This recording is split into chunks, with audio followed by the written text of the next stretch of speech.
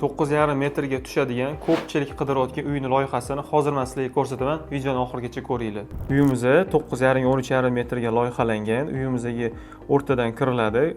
Eshikdan kirishimiz bilan chap tarafda bizdan keng hol qilingan, ya'ni ta'mir qilinmagan bu yoqda. Ya'ni uyga kirgandan keyin uyni juda ham keng qilib ko'rsatish uchun atmosfera beradi bu narsa. O'ng tarafda bo'lsa встроен shkaf uchun joy tashab ketilgan.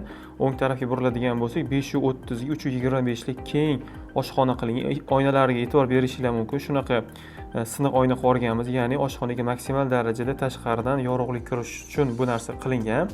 Xo'p, videoni saqlanib qo'yinglar. Keyingi safar yana xuddi shunaqa qulay loyihalar sizlar sirasi chiqib kelish uchun kerak bo'lib qoladi. Xo'p, ichkariroq kiradigan bo'lsa, ikkinchi qavatga chiqish uchun zindan qilganmiz.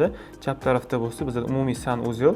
Xo'p, sanuzel yonida birinchi qavat uchun katta yotoqxonasi 4,5 metr 315, ya'ni kengina sanuzel bo'lgan. Koridorning to'g'ri ichkariga kirganimizda bo'lsa 555 ga 4,5 metrlik bizda birinchi qavatni mehmonxonasi qilingan. Bo'lmasam sizlarga ikkinchi qavatni ko'rsataman. Ikkinchi qavatimizda 4 ta yotoqxona joylashgan. Zinadan chiqqanimizda o'ng qo'lda 4,5 ga 360 lik kattalar yotoqxonasi qilganmiz. Eshikdan kirishimiz bilan chap tarafda 195 ga shunaqa встроен shkaf joylashish uchun alohida joy tashab ketganmiz.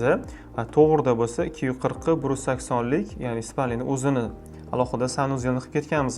Ziradan chiqqandan keyin to'g'riga yursa 245 ga 180 lik ikkinchi qavat uchun umumiy sanuzel berganmiz. O'ngga burilganda 4,5 ga 115 lik bitta jetski berib yuborsak bo'ladi yoki bitta katta yotoqxonasi qilib berib yuborsak bo'ladi. Xo'p, pastga tushadigan bo'lsak, ya'ni zinadan chiqib chapga yuradigan bo'lsak, to'g'rida balkonga chiqish uchun yo'lakcha tashab ketganmiz. Ya'ni eshikdan balkonga chiqadi. Ikkita tarafda bo'lsa, bitta 430 ga 315 lik, bitta 325 ga 530 lik spalni berib ketganmiz. Buni jetski, buni взрослый spalni qilib foydalanib olsa bo'ladi. Agar loyiha yoqqan bo'lsa, videoga like bosish esdan chiqmasin. Bu videoni yaqinda qurilish qilmoqchi bo'lgan yaqiningizga yuborib qo'ying.